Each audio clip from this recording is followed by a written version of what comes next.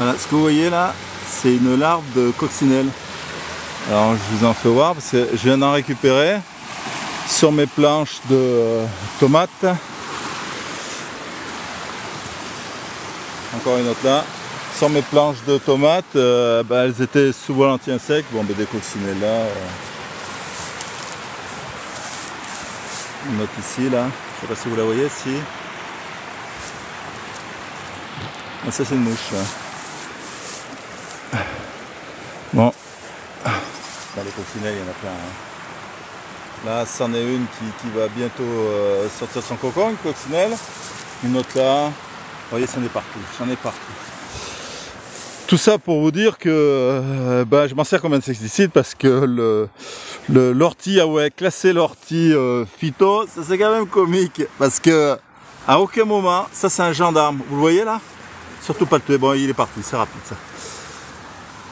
Et classer l'ortie phyto, c'est foutage de gueule, mais enfin c'est notre ministre de l'Agriculture et toutes ces cloches là. Et en ce moment, il y en a des cloches. Vous voyez, c'est plein de pucerons. Donc si c'était un insecticide, l'ortie, il n'y aurait pas de pucerons dessus. La rotenote, je vous prie de croire qu'il n'y aurait pas de pucerons dessus. Voilà. C'est simplement répulsif l'ortie. Donc on en fait du purin, c'est possible. Si vous en mettez trop, vous risquez de brûler. Bon, vous voyez encore une autre coccinelle. Mais bon, il y en a pas mal aussi sous les feuilles. Chaque année, moi je m'en sers, ça me nettoie mes courgettes. C'est petite vidéo, la tomate qui rigole, regardez comment on nettoie les courgettes. Vous voyez? C'est des pucerons verts. Et c'est pas un insecticide, c'est un répulsif. Et c'est pas non plus un fongicide. L'ortie n'attrape pas la rouille.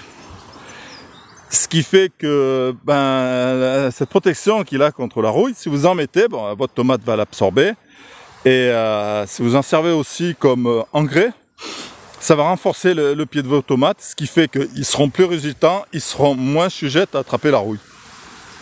Alors j'aime bien aussi le producteur bio qui met beaucoup de cuivre, c'est des conneries ça aussi, c'est de l'intox, vous voyez, c'est l'intox, c'est pour vous dire, voilà, c'est là vous voyez là, il y a à peu près sur cette planche 200 pieds de tomates, également là aussi.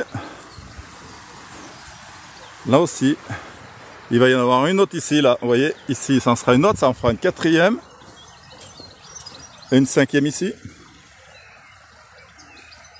Bon, il y a du chardon, mais je les enleverai, de toute façon, il y en aura tout le temps de la culture. Sixième, septième.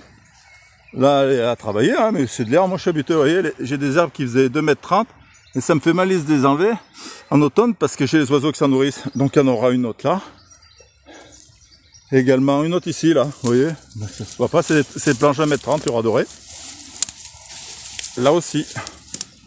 Là, par contre, on dit pas trop, faut que j'ai des herbes. Il y a que dans le fond que j'ai commencé à y désherber. Toujours mes artichauts, mais ils sont beaux. Il y a de ces têtes, je vous dis pas. Et voilà. C'était tout pour vous dire ça. Que la biodiversité, c'est si vous ne faites rien. Moi, ça fait plusieurs années, là, vous voyez les coccinelles, mais il y en a partout. À une époque, j'achetais des plants de tomates avec Colmarmia, et là, j'étais super colère parce qu'ils étaient bourrés de pucerons. C'est ce que je faisais. Et je les ai emmenés dans une parcelle où il n'y avait plus d'herbe, et au bout de 2-3 jours, c'était tout nettoyé. Ni plus ni moins.